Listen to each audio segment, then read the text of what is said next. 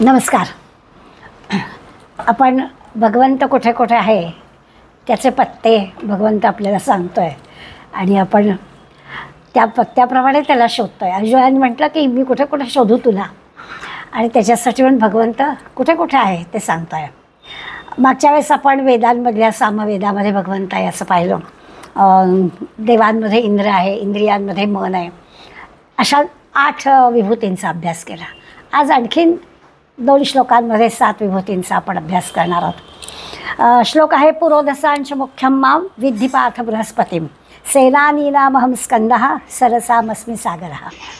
या निमित्तानं अनेक पुराणातल्या कथा आपल्याला ऐकायला मिळणार आहेत. कारण या सगळ्या गोष्टी आपल्याला नेहमीच्या ह्याच्यात माहिती नसतात. जसं काळ बदलतो तसं तसं त्या त्या पदाचं काम करणाऱ्या माणसांचं महत्त्व आपल्याला कमी वाटायला लागतं. जसं आत्ता आपण विभूती पाहणार आहोत. पुरोधसांश मुख्यम असं म्हटलं आहे. आता पुरोधसांचा मधला मुख्य कोण आहे, म्हणजे पौरोहित्य करणारा. जरा कोणाचं चालू आहे, कोणाचं तरी ना ऑडिओ चालू आहे. जरा ऑडिओ बंद करा. कोणाचं तरी चालू आहे. नाव हां मराठे म्यूट केला. हां ठीक आहे. हां तर पुरोधसांश मुख्यम म्हटलं आहे. पुरोधसांश मुख्य म्हणजे सगळ्या पौरोहित्य करणाऱ्यांमधले श्रेष्ठ. खरं तर असं आहे की हा पुरोहित असणाऱ्यांना फार मोठा मान होता. आज आपल्याला तसं दिसत नाही, कारणं त्याची वेगळी असतील, त्याच्यात जायला नको. पण त्यानिमित्तानं आपल्याला याची माहिती मिळेल की पुरोधसाम मुख्य बृहस्पती, सगळ्या पुरोहितांमध्ये मुख्य असणारा जो बृहस्पती आहे ती माझी विभूती आहे असं भगवंत म्हणतात. मग आता हा बृहस्पती कोण आहे याच्यासाठी आपल्याला याची सगळी माहिती सांगायला लागली. अर्जुनाला लागली नाही, अर्जुनाला एवढं सांगून पुरलं. पण आपल्याला जर भगवंताची विभूती म्हणून बृहस्पती सांगितला आहे तर याची जबाबदारी काय आहे. पौरोहित्य म्हणजे प्रमुख जो आहे त्या पुरोहितांनी नेमकं काय करायचं असतं. तर हा जो बृहस्पती आहे हा इंद्राचा गुरु आहे. आणि स्वाभाविकच इंद्रांचा म्हणजे एकीकडे देवांचा म्हणजे इंद्राचा गुरु पण म्हटलं आहे, कारण इंद्र देवांचा राजा आणि त्यांचा गुरु बृहस्पती म्हटलं आहे. आणि सगळ्या प्रकारचं ज्ञान त्याला अवगत आहे, सगळ्या विद्यांमध्ये तो प्रवीण आहे. आणि अशा ठिकाणीच भगवंत असणार ना. जे जे काही उच्च आहे, उत्तम आहे, तिथेच भगवंत असणार. त्यामुळे स्वाभाविकच आहे. आता या आपल्याला फक्त गुरुग्रह माहिती आहे. त्या गुरुग्रहाचा स्वामी बृहस्पती हे आपण वाचला ऐकला आहे. ब्राह्मणस्पती सूक्त आपण म्हणतो गणपतीच्या स्तोत्रांच्या सुरुवातीला.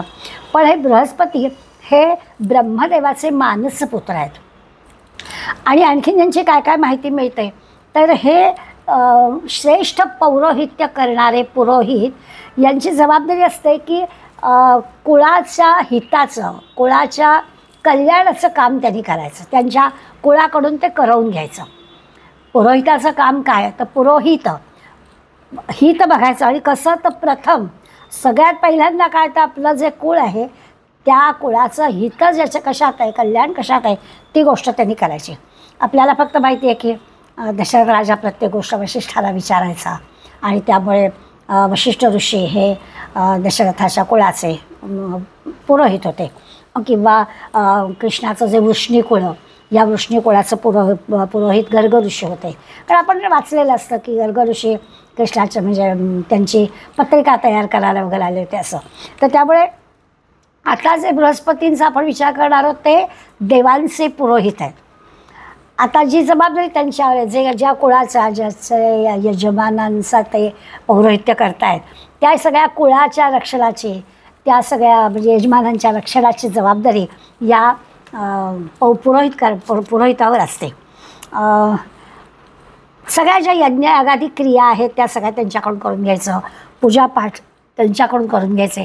म्हणजे तसं आपल्याला एक संकल्पना माहिती आहे, आता नाही आहे ती संकल्पना, पण आपल्या लहानपणी आपण फॅमिली डॉक्टर असा एक आपला असायचा की काही वाटलं की लगेच त्यांच्याकडे जायचं की आपलं काम झालं. तसं ही कल्पना त्याच्यात आहे की पुरोहित, कुळाचं पुरोहित असलं म्हणजे काय, तर सगळ्या गोष्टी त्या पुरोहिताला विचारून करायचं आहे. आपल्याला कुळाचार काही माहिती नसले आपले तरी त्या पुरोहिताकडून ते समजून घेऊन त्याप्रमाणे करायचे. अगदी कशाला, घरात जन्माला येणाऱ्या लहान बाळापासून लग्नपत्रिकांपर्यंत कुठलंही जे काही आपल्याला करायचं आहे त्याचा सल्लामसलत करायला पुरोहितांचं हे लागायचं, म्हणजे त्यांच्या मान्यतेशिवाय पुढे जायचं नाही. आत्तापर्यंत ह्या सगळ्या गोष्टी आपण पाहत होतो. आता आपल्या लक्षात आलेलं आहे की आता इतकं व्यापारीकरण सगळ्याचं झालेलं आहे की आता असंही कुळाची जबाबदारी वगैरे असं सगळं थोडं आपल्याला फक्त गीतेतच वाचायला इतपतच आपल्याला कळतं. आणि अशी काही जबाबदारी त्या पुरोहिताची असते हे की आपल्याला या भगवंतानी विभूती सांगितली म्हणूनच कळलं की आपल्याला कळतं आहे. माऊलींनी या अर्ध्या चरणाचं पुरोधसांच मुख्यम माम विद्धी पार्थ बृहस्पतीम, अर्जुना हा बृहस्पती जो आहे ना, हा जो पुरोहित आहे ती माझी विभूती असं म्हटलं. त्याच्यासाठी माऊलींनी एक वेगळा विशेष शब्द वापरला आहे. माऊलींनी म्हटलं आहे स्वर्गसिंहासना सावावं. स्वर्गसिंहासना सावावं म्हणजे स्वर्गाचं, देवांच्या राज्याचं जे सिंहासन म्हणजे राजा जो आहे, इंद्र आहे, या इंद्राच्या सिंहासनाचा सहावं म्हणजे सचिव आहे तो, किंवा इंद्राच्या सिंहासना किंवा राजा म्हणून त्याचं जे पद आहे त्याला सहाय्यक म्हणून कोण आहे, तर तो पुरोहित आहे म्हणजे बृहस्पती आहे असं म्हटलं. स्वर्ग सिंहासन छान शब्द वापरला आहे, स्वर्गाचं राज्य, आणि त्याला सहाय्य करणारा हा बृहस्पती. म्हणजे शत्रूपासून त्याच्या राज्याचं रक्षण करणं, त्या राजाला धर्मनीतीयुक्त आचरण करायला लावणं, या सगळ्या गोष्टी ज्या जबाबदाऱ्या आहेत ना त्या ह्या कुलपतीच्या किंवा ह्या पुरोहिताच्या आहेत. सगळी जी काही इंद्राची गुप्त यंत्रणा आहे त्या यंत्रणेला पण सगळी मदत करणारा असा हा बृहस्पती आहे. अत्यंत बुद्धिमान आहे, तेजस्वी आहे, उत्तम वक्ता आहे, सगळ्या शास्त्रांचं ज्ञान त्याला आहे, आणि सगळ्या पुरोहितांचा मुख्य म्हणजे सगळ्या पुरोहितांचा प्रमुख अशी ह्या बृहस्पतीबद्दल आपल्याला माहिती मिळते. खरं तर आता एवढं पुरेसं आहे. पण जाता जाता एक आणखीन गोष्ट त्या काळातली असली तरी आपल्याला आश्चर्य वाटायला लागेल अशी आहे. या बृहस्पतींचा मुलगा आहे कच. आपण सगळं वर्णन करतो आहे इंद्र, देवांचा राजा, त्याचं हे पौरोहित्य करणारे बृहस्पती, त्या बृहस्पतीचा मुलगा कच आहे. याचं मी आत्ता आठवण देण्याची किंवा पुढला प्रसंग सांगण्याची खरं तर आपल्या या श्लोकाच्या अर्थासाठी त्याचं काही आवश्यकता नाही आहे. पण मला वाचता वाचता गंमत अशी वाटली की पूर्वीच्या काळी आपल्याला काही एखादी गोष्ट शिकायची आहे तर ती ज्याच्याकडून आपल्याला शिकायची आहे तो भले शत्रूकडला माणूस असेल तरीसुद्धा ती आपण शिकायची अशी गोष्ट आहे. म्हणजे असं वाटतं की अरे त्याचा फायदा आपल्याला काय होणार आहे ते भविष्यात नंतर कळेल, पण आत्ता आपल्याला त्याच्याकडून हे शिकायचं आहे. तर झालं असं की ह्या बृहस्पतींचा मुलगा कचाला या बृहस्पतीने कुणाकडे पाठवलं तर दैत्यांचा जो शुक्राचार्य होता, दैत्यांचे गुरु होते शुक्राचार्य, यांच्याकडे एक महत्त्वाची विद्या होती, संजीवनी विद्या त्यांना होती. म्हणजे मेलेल्या राक्षसांनासुद्धा ते परत जिवंत करायचे. देवांच्याकडे कोणाजवळच ही विद्या नव्हती. आता गडबड अशी व्हायची की युद्धामध्ये त्या राक्षसांना ठार मारलं तरी हा शुक्राचार्य संजीवनी विद्येच्या आधारे त्यांना परत जिवंत करायचे. म्हणून यांनी काय केलं की ही विद्या आपल्याला शिकायला मिळावी म्हणून आपल्या मुलाला म्हणजे कचाला या शुक्राचार्यांकडे पाठवलं. म्हणजे दैत्यांच्या गुरुकडे आपल्या मुलाला पाठवलं. पूर्वीच्या काळी कोण जो कोणी विद्या शिकायला येईल त्याची परीक्षा घेतली जाईल, बरोबर आहे, पण परीक्षेमध्ये तो उत्तीर्ण झाला आणि त्याला शिकायची आवड आहे आणि शिकायची ओढ आहे तर ते शिकवलं जायचं. आणि खरोखरच या शुक्राचार्यांनी या कचाला म्हणजे खरं तर शत्रूच्या देशातला हा मुलगा तरी देखील त्याला ही सगळी विद्या शिकवली, कारण तो विद्या मागायला आला होता म्हणून.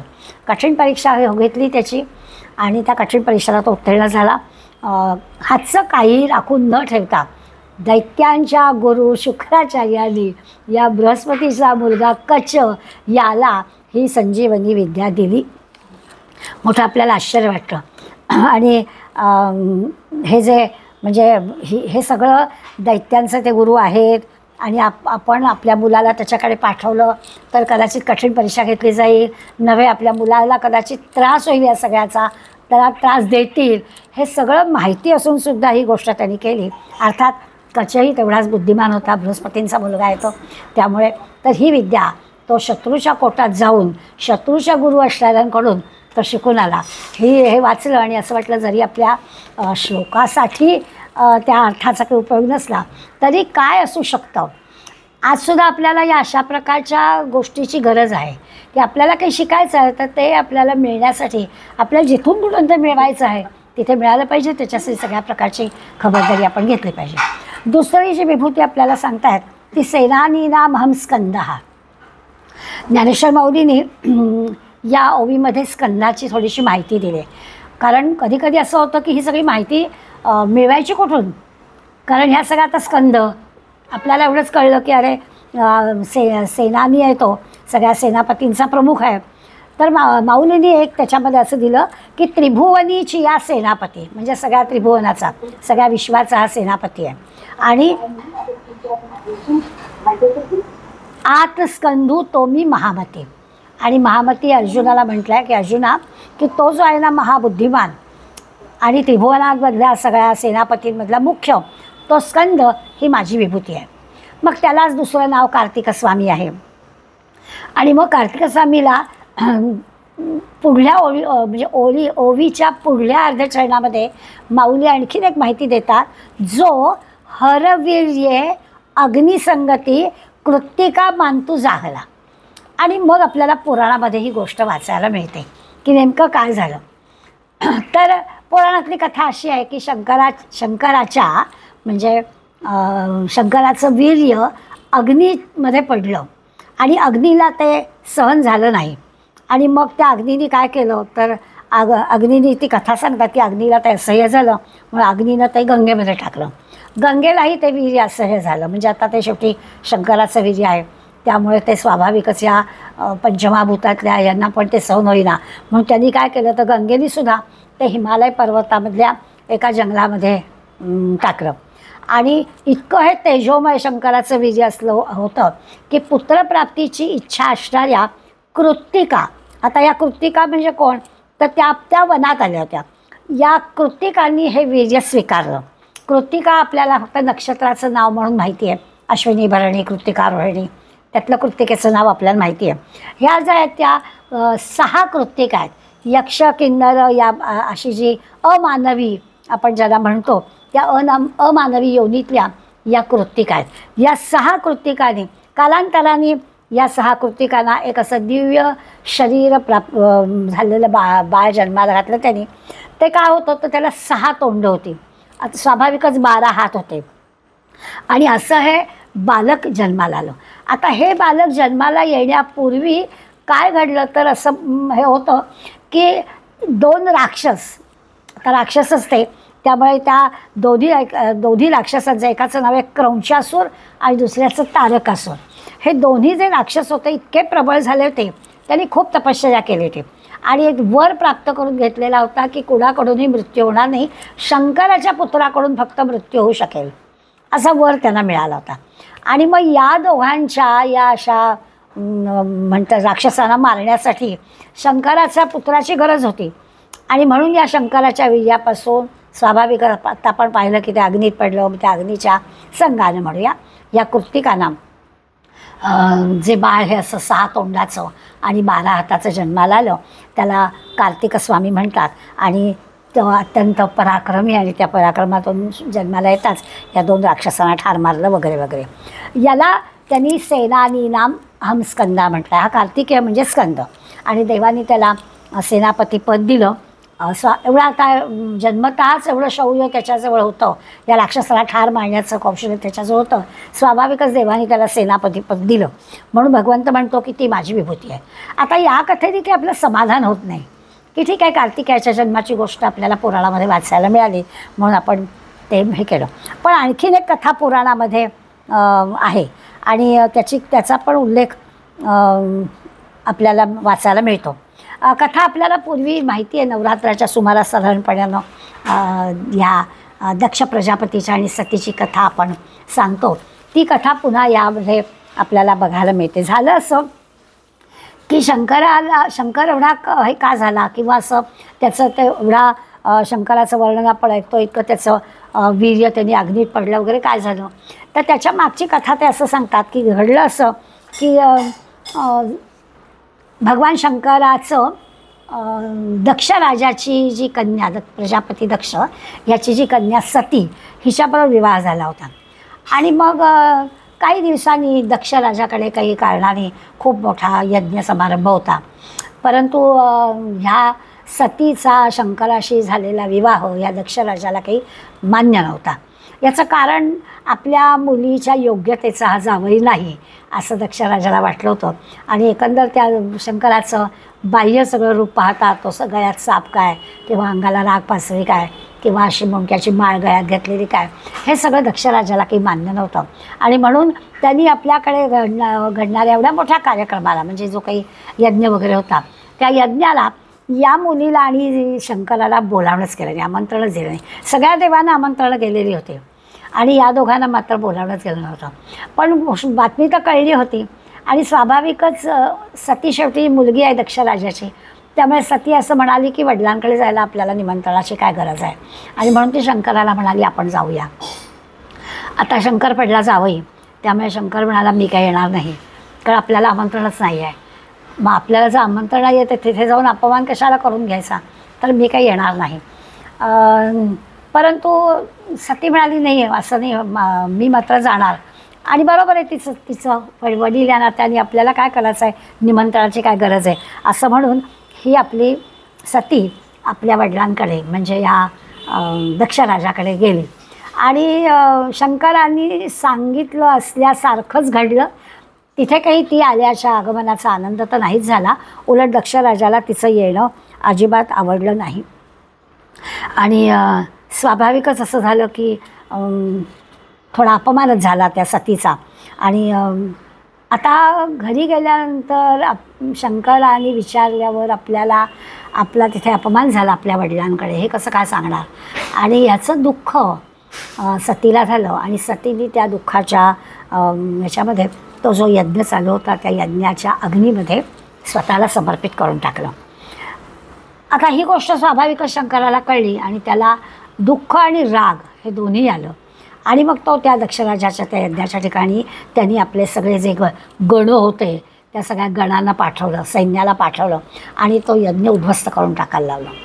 भयंकर राग आला आणि भयंकर दुःखही झालं. याचा परिणाम असा झाला की शंकरांनी त्या दक्षराजाचा यज्ञ सगळा उद्ध्वस्त करून टाकला. आणि मग त्या सतीचा जो जळका देह होता तो त्यांनी घेतला आणि इतका कोपला होता की त्याचं जे नेहमीचं कार्य आहे ते थांबूनच गेलं. आता आपल्याला सगळ्यांना ब्रह्मा विष्णू महेशाचं काम माहिती आहे. आता शंकराचं कार्य थांबलं की स्वाभाविकच सगळंच थांबलं. जसं विनाशाचं काम थांबलं तसं निर्मितीचं पण काम थांबलं. उत्पत्ती स्थिती लय हे सगळं चक्रच बिघडून गेलं. आणि शंकराचं हे दुःख आणि संसारापासून त्याचं म्हणजे त्याला आता या सगळ्या दुःखातून आणि या संकटातून बाहेर काढायचं कोणीच कुणाचीच हिंमत होईना त्याच्या या अशा कोपाच्या पुढे जाऊन त्याला काही सांगण्याची. पण मग विष्णूने असं केलं की ह्याच्यातून मार्ग तर काढायला पाहिजे. तर सतीचं शव खांद्यावर घेऊन हा शंकर कोपाने मोठ्या ह्या विश्वामध्ये सगळं फिरत होता. तर त्यांनी सुदर्शन चक्राच्या साह्याने ते खांद्यावर असणारं जे शव होतं त्या अग्नीमध्ये सतीचं जळलेलं शरीर होतं त्या शरीराला सुदर्शन चक्राच्या साह्यानं त्यांनी त्या शवाचे तुकडे केले. कथा अशी सांगतात की 51 तुकडे त्याचे पडले आणि ते 51 तुकडे भारतभरामध्ये अनेक ठिकाणी पडले. ती सगळी तीर्थस्थानं झाली. त्यातल्या महाराष्ट्रामध्ये 3.5 पीठं म्हणजे 4.5 ठिकाणी त्याचा तुकडा पडला. आणि जसं तुळजाभवानी म्हणतो आपण किंवा कोल्हापूरची अंबाबाई किंवा योगेश्वरी आणि रेणुका अशा 4 जागा सांगतात. आणि ही आपण जी आपल्या कुलदेवता म्हणतो या सगळ्याची जी जागा आहेत त्या जागा का तर ही कथा पुराणामध्ये आपल्याला वाचायला मिळते. तर भगवान विष्णूने ही गोष्ट केली. मग शंकराची भेट घेऊन शंकराचं सांत्वन केलं आणि शंकर पुन्हा तपश्चर्येला निघून गेले. कथेच्या पुढल्या भागात असं पुराणामध्ये सांगितलं जातं की हे आधी घडलं. आता शंकर या सगळ्या कोपातून आणि दुःखातून मुक्त होण्यासाठी तपश्चर्येला जाऊन बसले. त्यानंतर या सतीचा पुढला जन्म हा जो झाला तो हिमालय कन्या असा झाला. आणि तिला भगवान शंकरच पती म्हणून पाहिजे होता म्हणून तिने परत हिमालयामध्ये तपश्चर्या करायला सुरुवात केली. आणि त्या तपश्चर्याचा परिणाम असं झालं की हिमालयाची कन्या गौरी आणि तपश्चर्या करणारा शंकर या दोघांचा विवाह झाला. या दोघांना झालेला जो पुत्र, त्या पुत्राने या क्रौंचापुराचा आणि तो जो तारकासूर या 2 राक्षसांचा नाश केला, तो कार्तिकेय. त्याचं नाव स्कंद, म्हणून त्याला सेनापतींमध्ये श्रेष्ठ असणारा हा जो आहे स्कंद, ती माझी विभूती आहे असं भगवंतांनी सांगितलं. आता या पुराणातल्या 2 कथांचा आधार घेऊन आपण या स्कंदाची माहिती म्हटलं तर मिळवली. या पलीकडे काही नाही, आणखीन वेगवेगळी नावं आहेत. अग्निभू, गांगेय. अग्निभू म्हणजे अग्नीच्या संदर्भाचा जन्म झाला त्याचा, म्हणून अग्निभू म्हटलं आहे, गांगेय म्हटलं आहे. अशी स्कंदाची माहिती आपल्याला मिळते. हा जो स्कंद आहे ही भगवंत म्हणतो माझी विभूती आहे. आपण थोडक्यात असं म्हणू की राक्षसांना म्हणजे वाईट गोष्टींना नाहीसं करण्यासाठी भगवंत जो काही जन्म घेतो, तिथे तिथे भगवंताची विभूती आहे चांगलं काम करण्यासाठी. अशी दुसरी विभूती भगवंतांनी या श्लोकामध्ये सांगितली. आणि तिसरी अगदीच सोपी आपल्याला माहिती असते की सरसामस्वी सागरा. सागराचं महत्त्व आपण सगळेजण जाणतो. सागराच्या ह्या पाण्यामुळेच आपलं सगळं सृष्टीचक्र नीट चालतं. त्यामुळे जलाशय असे पाणी साठवण्याची ठिकाणं, विहिरी, तळी, सरोवर, नद्या कितीतरी असतील, पण त्या सगळ्यांमध्ये समुद्र ही माझी विभूती आहे असं भगवंत सांगतायत. ते आपल्याला सहज कळेल, कारण सर्व जलाशयांचा तो अधिपती आहे. समुद्राचं असं आहे की मर्यादित राहणार आहे. एवढ्या सगळ्या नद्या पावसाळ्यामध्ये येऊन त्याला मिळतात, म्हणून काही त्याला तो फुगून जात नाही किंवा उन्हाळ्यामध्ये तो आटतही नाही. असं सगळं त्याला भरती ओहोटी येते, पण भरती ओहोटी आली तरी सारं पाणी आपल्यामध्ये सामावून घेण्याची क्षमता या सागराजवळ असते. अशा गुणांचा सागर असल्यामुळे भगवंत म्हणतो सरसामस्वी सागरा. जलाशयामध्ये सागर जो आहे तो माझी विभूती आहे. मला वाटतं या विभूतीबद्दल काही फार आपल्याला सांगावं लागणार नाही, आपल्याला सगळ्यांना पटणारी गोष्ट आहे. आज त्या क्षारयुक्त पाण्याची वाफ होते, त्याचे ढग बनतात, ढगांचा पाऊस पडतो, त्या पावसाचं पाणी सगळं पुन्हा सागराला जाऊन मिळतं. हे जे सगळं जलचक्र चाललेलं आहे, अव्याहतपणे चालूच आहे, त्याच्यावर आपलं सगळं जीवन चाललेलं आहे. त्यामुळे त्या सागरामध्ये भगवंताची विभूती आहे हे बरोबरच आहे. पुढल्या श्लोकामध्ये आणखीन काही विभूती आपल्याला पाहिजे. आत्ताच्या ह्याच्यात आपण 3च विभूती पाहिल्या. पहिल्या दोन्हींमध्ये पुराणातल्या कथाच आपल्याला बघायला मिळाल्या, पण आपल्याला कळलं की बृहस्पती हा जो देवांचा हे आहे पुरोहित आहे, तो भगवंत म्हणतो माझी विभूती. आणि स्कंद हा जो सेनापती आहे तो ती माझी विभूती. या दोघांचंही त्यांच्या त्यांच्या क्षेत्रामध्ये असणारं जे मोठेपण आहे त्यामुळे भगवंत माझी विभूती असं म्हणतात. स्वाभाविकच तिसरी जी विभूती सांगितली ती समुद्र ही माझी विभूती असं सांगितलं. पुढल्या 25व्या श्लोकामध्ये महर्षीणाम भृगोहम दिलामस्मेकमक्षरम यज्ञानाम जपयज्ञोस्मी स्थावराणाम हिमालय. अशा 4 विभूती आपल्याला या श्लोकात सांगितल्या. खरं तर म्हटलं तर फक्त भृगूंची गोष्ट आपल्याला महर्षी भृगू जे आहेत त्या भृगू म्हणजे भगवंत म्हणतो माझी विभूती. ओम हे एकाक्षर आहे, ओम ही माझी विभूती. आणि जपयज्ञ म्हणजे नाम ही माझी विभूती, हिमालय माझी विभूती. अर्थ पाहायला गेलं तर 4ही गोष्टी आपल्याला सहज कळतील अशा आहे, परंतु सोपं वाटलं तरी ते किती आवश्यक आहे याच्यासाठी आपण नामयज्ञाचा विचार थोडा अधिक करणारच आहोत. पण तत्पूर्वी भृगु ऋषींची कथा पण आपल्याला ऐकायला आवडेल. हे जे भृगु ऋषींचं म्हटलं की मनातून निर्माण झालेले, या ब्रह्मदेवाला म्हणे मनातून पुत्र निर्माण झाले, म्हणजे मानसपुत्र त्यांनी मनाने ठरवलं आणि पुत्र निर्माण. हे सगळे ब्रह्मदेवाचे मानसपुत्र आहेत. त्या सगळ्यांजवळ प्रचंड ज्ञान होतं, त्यांच्याजवळ प्रचंड तपश्चर्या त्यांनी केली होती. सगळ्या प्रकारचं म्हणजे ज्ञानाचं म्हणूया ऐश्वर्य त्यांच्याजवळ होतं. कोणते होते हे तर 10 मानसपुत्र या ब्रह्मदेवाचे होते असं वाचायला मिळतं. जसे सप्तर्षी आपण म्हणतो ते आहेत. आणि आणखीन 3 आहेत. नावं सगळी आपल्या तसे म्हटली तर परिचयाची आहेत, त्यांचं कार्य त्या वेळेला आपल्याला माहिती आहे. पहिलंच नाव भृगूंचं घेतलं आहे. भृगू, मरीची, अत्री, अंगिर, पुलह, क्रतू, मनु, दक्ष, वशिष्ठ आणि पुलस्य अशा 10 ब्रह्मदेवाचे मानसपुत्र असं म्हटलं आहे. यातले हे जे भृगू आहेत भगवंत म्हणतो ही माझी विभूती आहे. आता ब्रह्मदेवाचा मुलगा भृगू मानसपुत्र असला तरी तो ब्रह्मदेवाचा आहे आणि अत्यंत बुद्धिमान, अत्यंत तेजस्वी. पद्मपुराणात या भृगूची कथा आहे. आपल्याला सगळ्यांना ती कथा माहिती आहे, फक्त आपल्याला आठवण करून द्यायला लागेल, कारण दरवेळेला आरती म्हणताना त्या आरतीत तो उल्लेख आला की आपल्याला भृगूंचं नाव येतं आणि ती कथा आपल्याला आठवते. या पद्मपुराणातल्या कथेत असं आहे की म्हणजे आता हे भृगूंच्या कुळामध्ये पुढे परशुराम म्हणजे भार्गव किंवा काय म्हणायचं त्याला जमदग्नी, परशुरामाचे वडील जमदग्नी, या सगळ्यांचा पण या भृगूंच्यामुळे आपल्याला उल्लेख करायला मिळेल, कारण त्यांच्याच कुळामध्ये ते आहेत. इतकं त्यांचं कुळ मोठं होतं, त्यामुळे भृगू ऋषींच्या त्यांचं मोठेपण काय आहे तर त्यांच्या वंशामधले आणखीन हे दोघंजण पण आपल्याला, परशुराम मुख्य म्हणजे आणि जमदग्नी ऋषी हे पण आपल्याला माहितीच आहे.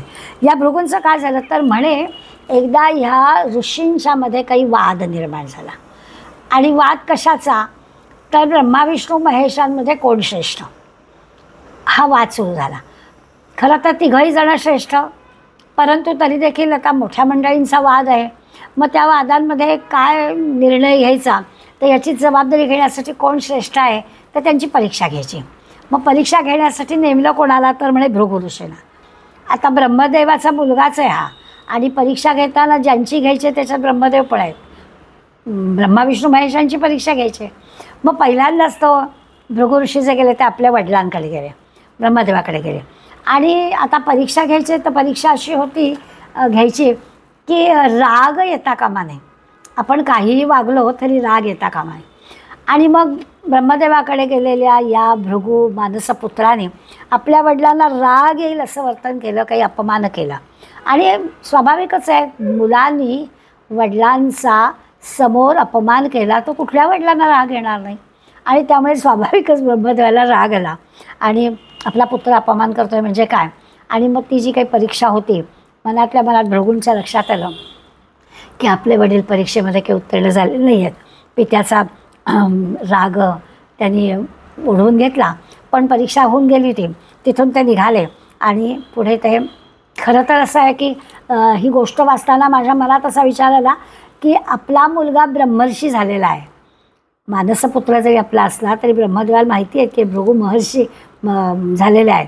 मग अशा भृगू ऋषींनी जरी तो मुलगा असला तरी आपल्याला काही अपमानास्पद बोलला असला तर याच्यामध्ये काहीतरी गोडबंगाल असावं असं ब्रह्मदेवाला वाटलं का नसेल, असं एक माझ्या मनात आलं. परंतु कथेमध्ये काही तो विषय नाही आहे की असं काही आलं नाही, ब्रह्मदेवाला रागच आला.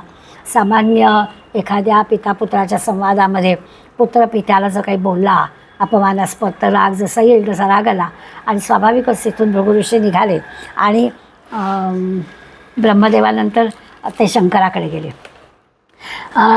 आता तिथे बाकी एरवी तप करणारा असा शंकर खरा म्हणजे, पण भृगू ऋषींनी शंकराला असं म्हटलं, म्हणजे थोडं इथे अपमानास्पद असं बोललं की हे काय तुमचं रूप, हे काय गळ्यात मुंक्यांची माळ काय घातली आहे, साप काय ठेवला, अंगाला पांढरं काय फासलं आहे, आणि हे काय आहे. असं त्या शंकराच्या बाह्य रूपाचं भृगू ऋषीने थोडं घृणास्पद वर्णन केलं, आणि शंकराला एवढा राग आला की शंकर त्रिशूळ घेऊनच त्या भृगू ऋषींवर धावला म्हणे. आणि मग भृगू ऋषींना लक्षात आलं की याही परीक्षेमध्ये शंकरही काही उत्तीर्ण झाले नाहीत, आता काय करायचं. आणि मग तिथून भृगू ऋषी भगवान विष्णूकडे गेले, आणि मग भगवान विष्णू शेषशाही पहुडलेले होते. म्हटलं की आपल्याला जे डोळ्यासमोर येतं ते तेच आहे की असे शेषशाही पहुडलेले आहेत आणि लक्ष्मी पाय चेपते आहे, असं सगळं दृश्य होतं. आणि मग भृगू ऋषी तिथे गेले, आणि त्यांनी तिथे गेल्यानंतर यांना राग येईल असंच वर्तन केलं. परीक्षा सगळ्यांची सारखीच, वडिलांना पण अपमानास्पद बोलले होते, शंकराकडे जाऊन त्यांच्या बाह्य रूपाला नावं ठेवली होती. आता विष्णूकडे जाऊन त्यांनी पहुडलेल्या त्या विष्णूंच्या छातीवरच लाथ मारली. आता खरं तर केवढं तरी राग येणारी गोष्ट होती, परंतु विष्णू मात्र अजिबातच रागवले नाहीत. खरं तर भृगू ऋषी असं त्याला म्हणाले की अतिथी म्हणून मी दारात आलेलो आणि तुम्ही झोपलात, स्वागत नको करायला अतिथींचं, असं म्हणून त्या विष्णूच्या छातीवर लाथ मारली. पण भगवान विष्णू शांतपणानं उठले आणि त्यांनी या महर्षी भृगूंची क्षमा मागितली. उलट त्यांना असं म्हणाले की माझा वज्रासारखा देह आणि त्याच्यावर तुम्ही लाथ मारली तर तुमच्या पायाला तर काही दुखापत झाली नाही ना, असं उलटंच त्यांना विचारलं. त्यामुळे तसं पाहायला गेलं तर या विष्णूच्या छातीवरती त्या भृगु ऋषींच्या पायाचं चिन्ह खूण उमटलेली होते. आणि ते जे पदचिन्ह आहे ते मोठं कौतुकानं विष्णूंनी धारण केलं. आपल्याला सगळ्यांना माहिती आहे भृगु लांछन असं त्याला म्हटलं आहे. हृदयी पदक शोभे श्रीवत्स लांछन हो, असं आपण आरतीमध्ये ओळ म्हणतो. आणि त्यावर आपल्याला ही कथा सगळी माहिती आहे. आता निर्णयच झाला ना, तिघांची परीक्षा झाली. पहिले दोघं जणं रागावले आणि धावून चालले होते, पण विष्णू अजिबात रागावले नाही. त्यामुळे या तिघांमध्ये विष्णुश्रेष्ठ असा निर्णय झाला. अपमान करूनसुद्धा विष्णू अजिबात रागावले नाहीत. खरं तर सामर्थ्य आहे, प्रतिकार करणं शक्यही होतं, पण तरीही विष्णूंनी प्रतिकार केला नाही. मला तर वाटलं की अशा सगळ्या कथा आहेत ना, त्या खऱ्या आहेत का खोट्या आहेत यामध्ये जाण्याचं कारण नाही. आपल्याला त्या कथेतला जो मतितार्थ आहे तो लक्षात घेतला तर आपल्या आचरणामध्ये काही बदल करता येऊ शकतो का. आपल्यालासुद्धा कितीतरी वेळा असं होतं की कोणीतरी आपल्याला आवडत नाही असं काहीतरी कृत्य करतं, आपला अपमान होतो असं वाटतं.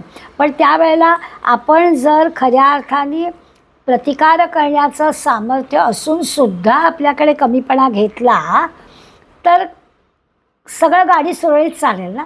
ते सांगण्यासाठी कदाचित हे अशा प्रकारच्या कथा पुराणामध्ये सांगितल्या असतील. आणि भगवंतानी सुद्धा भृगु ऋषी ही माझी विभूती आहे अशी परीक्षा ह्या ब्रह्मा विष्णू महेशांची घ्यावी अशी त्यांनी केलं. त्या विष्णूच्या छातीवर तर ते आहेच चिन्ह. आपल्या पंढरपूरच्या पांडुरंगाच्या पण छातीवरती ते असं पदक भृगु ऋषींचं पाऊल उमटलेलं आहे. म्हणजे आपल्याशी कोणीही कसाही जरी वागला तरी आपण त्याला सामर्थ्यवान असणाऱ्यांनी क्षमाच करायची, हा त्याचा अर्थ आहे. विष्णूजवळ सामर्थ्य होतं पण तरीही त्यांनी क्षमा केली, कारण भगवंताला तेच आवडतं. भगवंताला तेच आवडतं. अशासाठी अशा प्रकारचा संदेश आपल्याला अशा प्रकारच्या कथांमधून मिळतो. असा अर्थ जर आपण घेतला तर मग भृगु ही माझी विभूती का आहे हे आपल्याला कळेल. कारण भृगूने असा अपमान केलेली लाचसुद्धा विष्णूंनी आपल्याला पदक म्हणून शोभेल असं केलं. आणि मग भगवंत म्हणतो की तो भृगू म्हणजे मी आहे. नंतरच्या ह्याच्यात म्हटलं गिरामस्मी एकम अक्षरम, गिराम एकम अक्षरम अहम.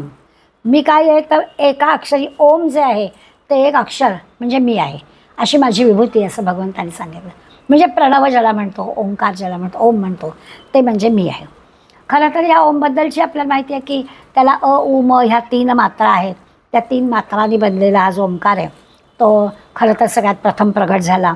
आणि त्या ओमच्या ध्वनीतून आपण ती 3 पदा गायत्री किंवा तिच्यापासून पुढे वेदांपासून सगळी शास्त्र पुराणं हे सगळं वाङ्मय, या सगळ्या वाङ्मयाच्या मुळाशी गेलं तर तिथे ओम हे एकाक्षर मंत्र आहे.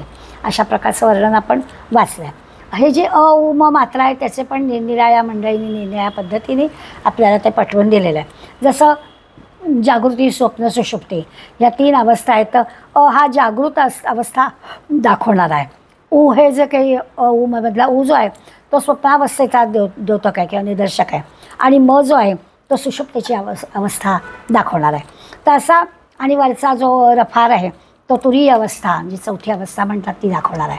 अशा पद्धतीने सुद्धा त्या ओमचा विचार आपल्याला करतात. आपण ओम नमः शिवाय किंवा ओम गंगणपतये नमः असं म्हणतो. यामध्ये सुद्धा तो ओम पहिल्यांदा ओम म्हणण्याची पद्धत आहे. काही जे आपले श्रीराम जय राम जय जय राम किंवा असे जे किंवा श्री गुरुदेव दत्त असे जे आहे त्यातलं सुद्धा श्री याचा अर्थ ओमच आहे. म्हणजे कुठल्याही जपाची जी सुरुवात असते ती ओम ह्या एकाक्षर मंत्राने होते. आणि सगळ्या ह्या शास्त्र, वेद, पुराणं या सगळ्याच्या मुळाशी हे ओम आहे. माऊलींच्या ह्याच्यामुळे अकार तो ब्रह्मा, उकार तो विष्णू, मकर महेश असं पण म्हटलं आहे. म्हणजे आपण अ उ म याच्यामध्ये पुन्हा ब्रह्मा विष्णू महेश म्हणजे पुन्हा निर्मिती स्थिती लय अशा सगळ्या गोष्टी पण आल्यात. म्हणजे हे 3 मिळून जे काही आहे ते ओंकार आहे. म्हणजे या ओंकार बरं आणखीन पण आहे. या ओंकाराचं सगुण रूप आपण गणेशाला मानतो. ओंकार स्वरूप असं जे त्याचं वर्णन करतो तर गणेश म्हणजे कसा तो ओंकार स्वरूप आहे. या गणेशाची उपासना करायची म्हणजे ओंकाराची उपासना किंवा ओंकार म्हणायचा म्हणजेच गणेशाची उपासना करायची.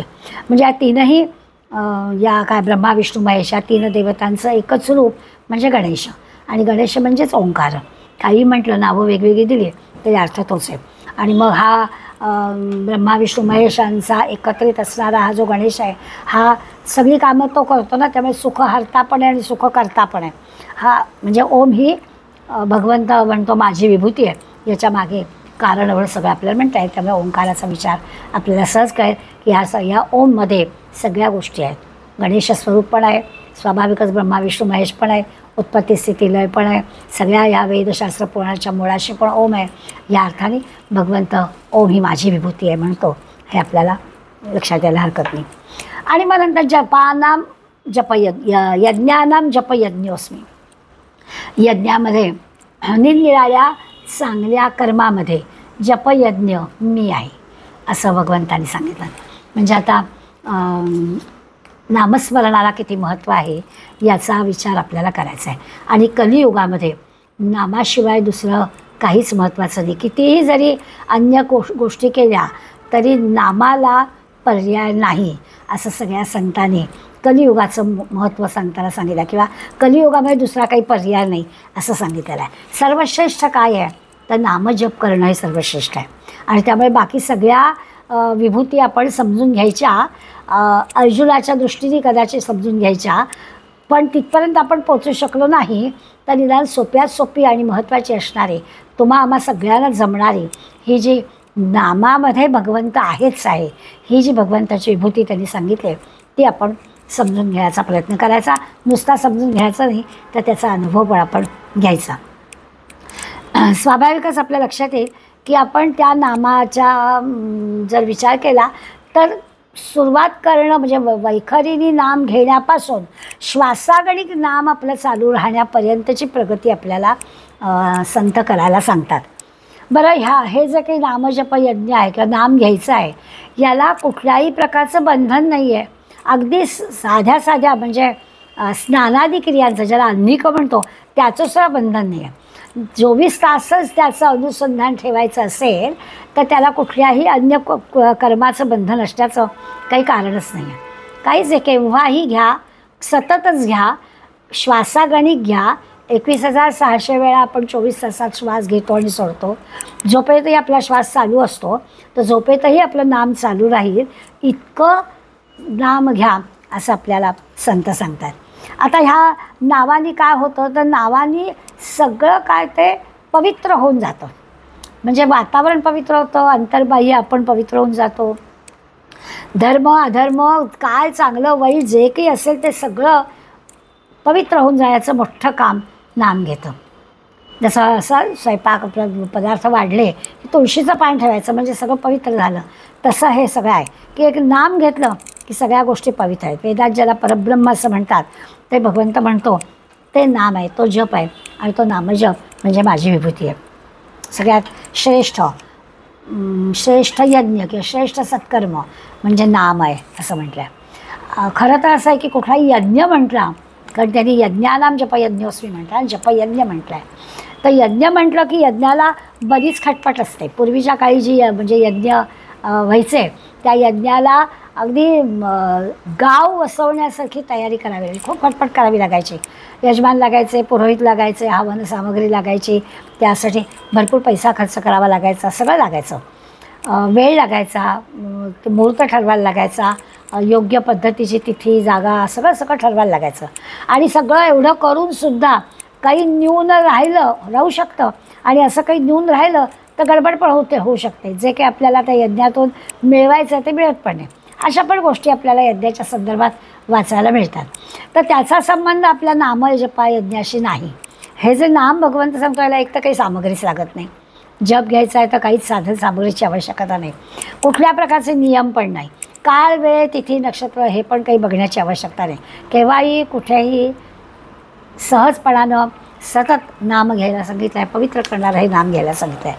स्वाभाविकच आहे. ते काय काय होतं मी मग अशी म्हटलं की याचा विचार आपण जरा अधिक खोलवर जाऊन करायचा आहे. कारण एक म्हणजे सोप्यात सोपं आहे म्हणून भगवंत सांगतो आहे की ही माझी विभूती आहे, मी तिथे तिथे भेटेन. बाकी एवढे सगळे ॲड्रेसेस भगवंत देतो आहे आपल्याला, पण हे कसे आपल्याला मिळणार.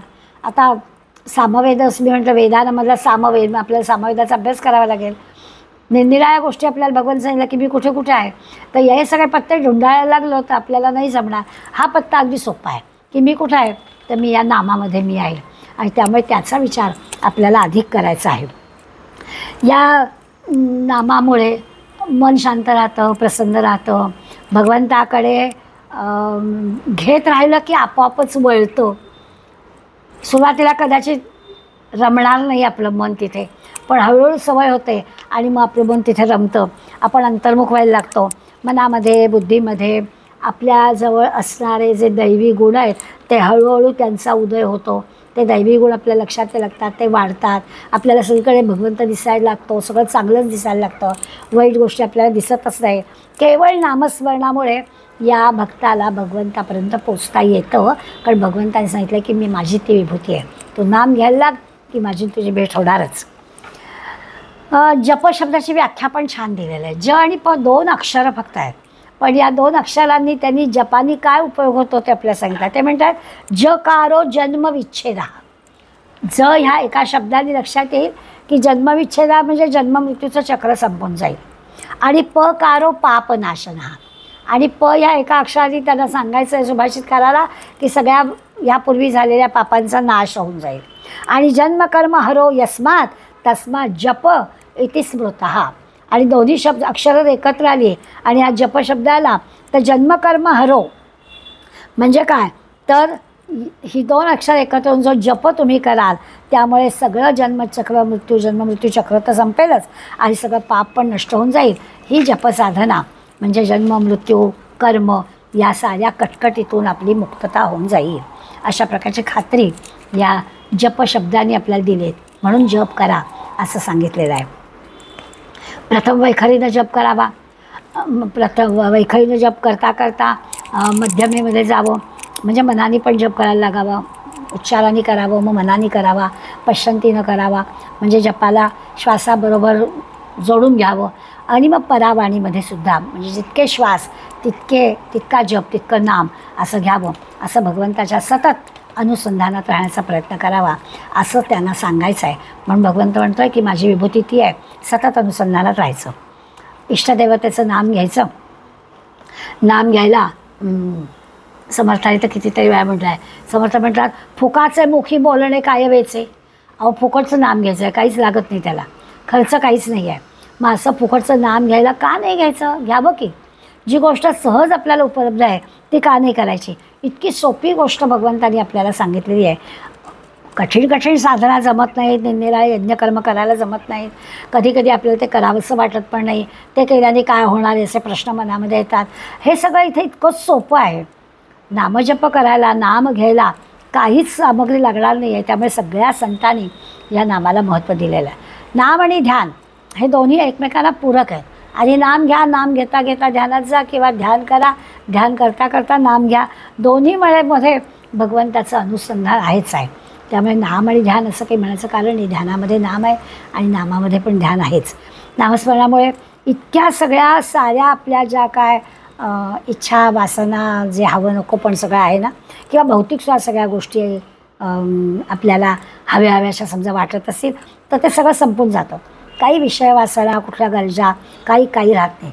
सगळ्याच्या जागी आपल्याला तो भगवंतच दिसायला लागतो. इतकं त्या नामाचं फायदा आपल्याला व्हायला लागतो. माणसाला होतं असं, मनुष्य प्राणी आहे त्यामुळे आजूबाजूला आकर्षण वाटणाऱ्या अनेक गोष्टी असतात आणि मग त्या सगळ्या आपल्याला असाव्यात असं वाटायला लागलं तरी पण काय होतं, नाम घेणाऱ्याला त्या सगळ्यामध्ये भगवंतच दिसायला लागतो. ही फार मोठी गंमत होते. आणि मग त्या सगळ्या गोष्टी काय आपल्याला हवेत असं वाटतच. इतकं कशाला, साधा आपण निसर्गात गेलं तरी आपल्याला सूर्य दिसला की ते भगवंतच दिसतो, चंद्र दिसला भगवंत दिसतो. कुठेतरी समुद्रकाठी बसावं, आकाशामध्ये ढगांचे वेगवेगळे आकार दिसावे, तिथे पण देव दिसावा, पाण्यामध्ये पण देव दिसावा, झाडांमध्ये दिसावा, फुलांमध्ये दिसावा, सगळीकडे भगवंत दिसायला लागावा. नाम घेणाऱ्या या माणसाचं असं होतं की निसर्गात पण सगळीकडे त्याला, माणसांमध्ये सगळीकडे त्याला जे जे काही छान छान दिसतं त्या सगळीकडे त्याला भगवंतच दिसायला लागतो. अगदी दूरदर्शनाच्या सिरियल बघायला घेतलं तिथे पण मनोरमती, तिथे पण भगवंतच दिसायला लागेल. सगळं काय ते ईश्वराचंच. तोगे तोची तो राम सर्वत्र पाहे. सगळीकडे राम दिसायला लागतो. नाम घेणार याचं चाललं आहे. आपण आधी नाम घेतलं पाहिजे म्हणजे हा अनुभव आपल्याला येईल. आधी हे सगळं दिसतं आहे आणि मग नाम असं नाही.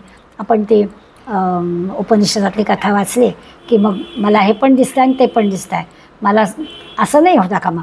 सगळीकडे तोघे तोची तो राम सर्वत्र पाहे असा अनुभव समर्थ म्हणतात आला पाहिजे. तो येतो नामामध्ये रमणाऱ्या माणसाला. माऊली म्हणतात भरला घनदाट हरी दिसे. सगळीकडे तो असा घनदाट भरलेलाच आहे. हरीच दिसायला लागेल सगळीकडे, दुसरं काही दिसणारच नाही. रीता ठाव त्या राघवे वीण नाही, कुठे काही रिकामं नाहीच. सगळीकडे भगवंत, सगळीकडे राम भरलेला आहे. कबीर म्हणा अंदर राम बाहर राम जहा देखो वहा राम ही राम अशी अवस्था होते. जागत राम सोवत राम सपने में देखा तो ही राजा राम. कहत कबीरा भावैनिका जो देखो सो राम सरिखा. जे काय दिसणार आहे ते सगळं राम दिसेल असा अनुभव संत मंडळी आपल्याला सांगतात. तो अनुभव घेण्यासाठी आपल्याला नाम घ्यायला पाहिजे. याच्यामध्ये आपण जरा जास्त रमणार आहोत, ही गोष्ट खरी आहे. कारण ही जी विभूती सांगितली आहे ही आपल्याला जमणारी, कळणारी, पटणारी अशी आहे. आणि म्हटलं तसं की कलियुगामध्ये नाम ह्याला दुसरा पर्याय नाही आहे. बाकी सगळ्या विभूती, बाकी सगळे ॲड्रेस भगवंताने दिलेत, पण ते ॲड्रेस आपल्याला कठीण आहेत, समजायला कठीण आहेत, तसं जमायला कठीण आहेत असं होईल. हा मात्र सोपा उपाय आहे. निरनिराळ्या मंडळींचा अनुभव आपल्याला आहेत. रामतीर्थांचा अनुभव सांगतात की सगळीकडे भगवंत दिसत असणाऱ्या या संत मंडळींचं काय होतं तर म्हणे ते एकदा अमेरिकेला गेले होते आणि लोक काय करतात, काही वेळा अशा संत मंडळींची ना परीक्षा बघतात. तर ह्या रामतीर्थांना प्रलोभित करण्यासाठी एक लावण्यवती सुंदर स्त्री पण म्हणे आली होती आणि रामतीर्थांची भेट झालं. रामतीर्थ तिच्याकडे अगदी पाहतच राहिले. लोकांना आश्चर्य वाटलं. त्या रामतीर्थांनी त्यांच्या त्या लावण्यवती स्त्रीकडे पाहण्याचा अर्थ सांगितला. ते म्हणाले ही स्त्री इतकी सुंदर आहे की ज्यांनी तिला निर्माण केलं आहे तो परमेश्वर किती सुंदर असेल याचा विचार मी करतो आहे. ज्याला सगळीकडे भगवंत दिसतो आहे ना त्याला अन्य दुसऱ्या कुठल्या गोष्टी दिसतच नाहीत. कुठल्याच प्रकारच्या कामना, भावना, वासना त्याच्या उद्दीपित होत नाहीत. त्याला सगळीकडे भगवंतच दिसतो. एकच एक भगवंत सगळीकडे असा विविध गुणांनी नटलेला. कुठे सौंदर्याच्या रूपाने दिसेल, कुठे गुणांच्या रूपाने दिसेल, पण सगळीकडे तो भगवंतच नटलेला दिसेल. ही जी अवस्था आहे ना ही उच्च अवस्था आहे, संतांना प्राप्त होते. आणि उच्च सगळीकडे भगवंत असताना कोणी शत्रू नाहीच, त्यांना काही वाईट दिसतच नाही, सगळं छानच दिसतं. या अवस्थेमध्ये कशाचंही भय नसतं. या अवस्थेमध्ये कुठलंही दुःख नसतं. ह्या अवस्थेमध्ये कुठेही अपमानाच्या गोष्टी नसतातच. काही पाप पुण्य, मान अपमान, सुख दुःख या सगळ्याच्या पलीकडे गेलेले असताना त्यांनाच हा अनुभव येतो. आपला परका वगैरे भाव त्यांना नसतो, काहीच नसतं. शारदा मातांचं उदाहरण देतात. भारतीय युद्ध चालू होतं आणि ब्रिटिशांच्या आणि हिंदुस्थानाच्या सैन्यांमध्ये चाललेल्या युद्धाच्या वेळेला शारदा माता वर्णन कसं करायच्या, सगळं सारखंच, सगळीकडे भगवंतच. त्यांचं म्हणणं माझी गोरी मुलं आणि काळी मुलं एकमेकांशी भांडतात, काय करू मी त्याला, असं त्या म्हणायच्या. कारण त्यांना काही आपला परका भेदच नाही. ही जी काही त्यांची दृष्टी त्यांना मिळाली होती, संतांना ही अशी दृष्टी असते की कोणी नाहीच, सगळं जे की ते भगवंतच आहे.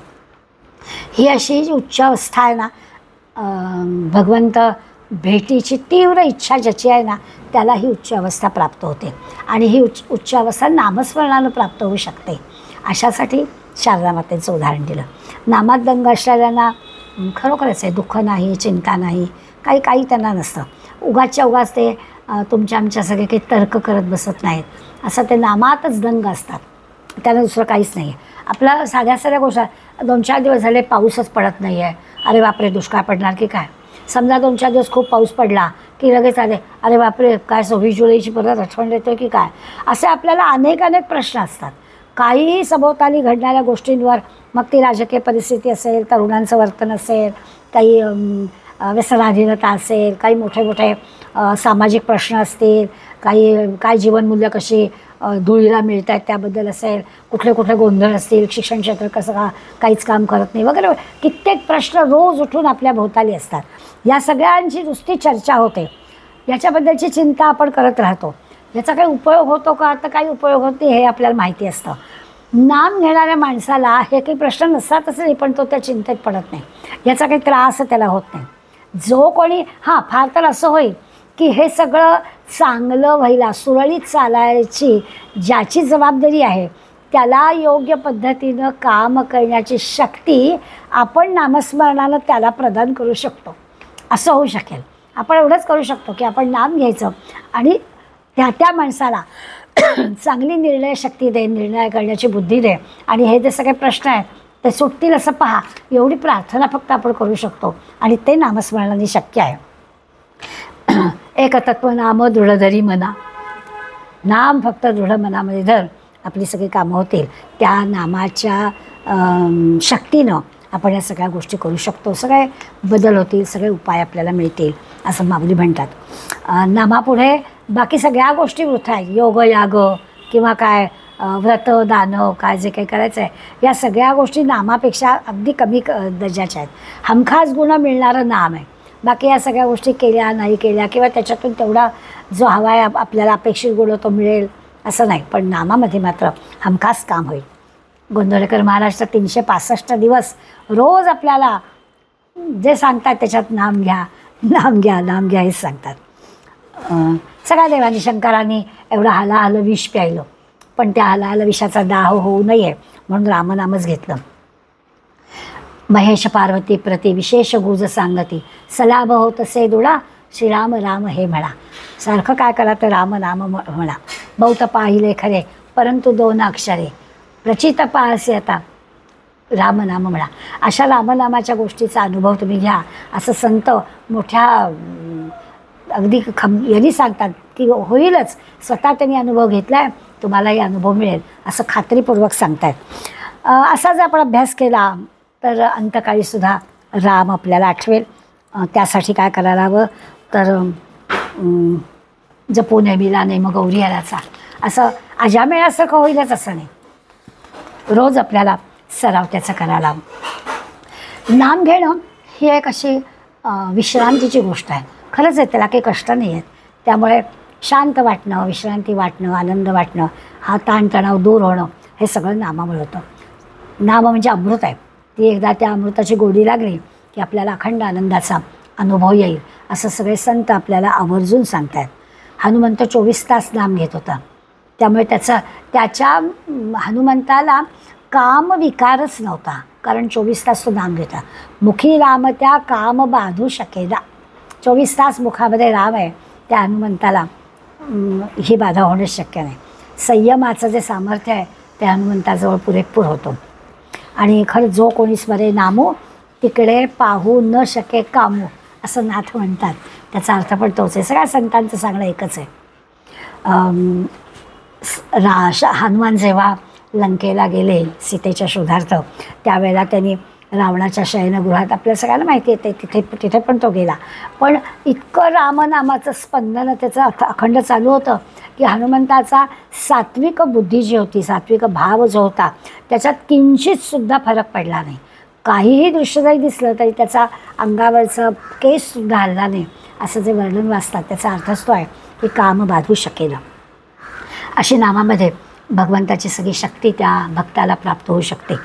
संकटावर सगळ्या मात करता येते, निर्भयता ज्याला म्हणतो तशी प्राप्त होते. तुकाराम महाराजला असं सांगतात, ज्योतिषाला ते सांगायचे की काय करायचं, तो शनी आहे ना, शनी त्याला माझ्या राशीला खुशाल पाठवा, मला काही भीती वाटत नाही, खुशाल माझ्या राशीला शनी पाठवा, कारण नामामुळे मला एवढं धैर्य प्राप्त झालं आहे की कोणी माझं काही वाकडं करू शकत नाही, असं मोठं हिमतीनं तुकाराम महाराज सांगायचे. इतकं त्या नामस्मरणामध्ये, रामनामामध्ये शक्ती आहे. आधुनिक विज्ञानाने सुद्धा ह्या गोष्टी सिद्ध केलेल्या आहेत. असं म्हणतात की आधुनिक विज्ञान असं म्हणतं, र हा अग्निवर्ण आहे आणि म ही चंद्राची शीतलता आहे, आणि त्यामुळे हे सगळं संतुलित आहे. रामनाम यातला राम शब्द संतुलित आहे. वशिष्ठांनी सुद्धा दशरथपुत्राचं नाव राम ठेवलं, हे संतुलन दाखवण्यासाठी ठेवलं. उच्चारायला तर सोपं आहेच, आणि हे दोन्ही संतुलन त्याच्यामध्ये आहे. शीतलता पण आहे आणि अग्नीसारखा म्हणजे सूर्यशक्ती पण त्याच्यामध्ये आहे. जेवताना नाम घ्यावं, समर्थ आपल्याला सांगतात, जनी भोजनी नाम वाचे वदावे. खाता जेवताना पण भगवंताचं नाम घ्यावं. आता पश्चिमेकडली जी मंडळी आहेत, मानसशास्त्रज्ञ आहेत, त्यांनी असं आता प्रयोगाने सिद्ध केलेलं आहे की आई जर रागावलेली असेल, काही तिचं टेन्शन आलं असेल, घाबरलेली असेल किंवा रागावलेली असेल, काही तिचं बिघडलं असेल, तर त्यावेळेला तिनं आपल्या बाळाला पाजू नये. आनंदी मनस्थितीत असताना बाळाला पाजावं. त्याचा परिणाम चांगला होतो असं मानसशास्त्राने सिद्ध करून दाखवलेली गोष्ट आहे की आनंदी मनानं. आणि आपल्याला पण तेच सांगितलं, म्हणजे भोजनी नाम वाचे वदावे, भोजन घेताना नामस्मरण करावं. आणि हे आता मानसशास्त्रज्ञ शोध लावत आहेत की बाळालासुद्धा दूध पाजताना माणूस आनंदी असला पाहिजे. ग्रासोग्रासी रामनाम, प्रत्येक घासाकडे नाम घ्यावं असं म्हटलं आहे. आणखीन एक मणिभाई देसाई म्हणून शाळा चालवणारे आहेत. यांनी एक प्रयोग केला.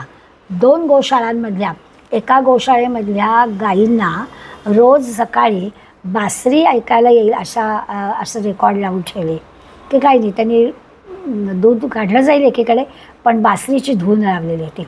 आणि दुसऱ्या गोशाळेमध्ये त्या गायींना पॉप संगीत लावलं होतं. मग बदलाबदली पण केली की जिथे पॉप संगीत लावलं होतं तिथे बासरीची धून ऐकायला लावली.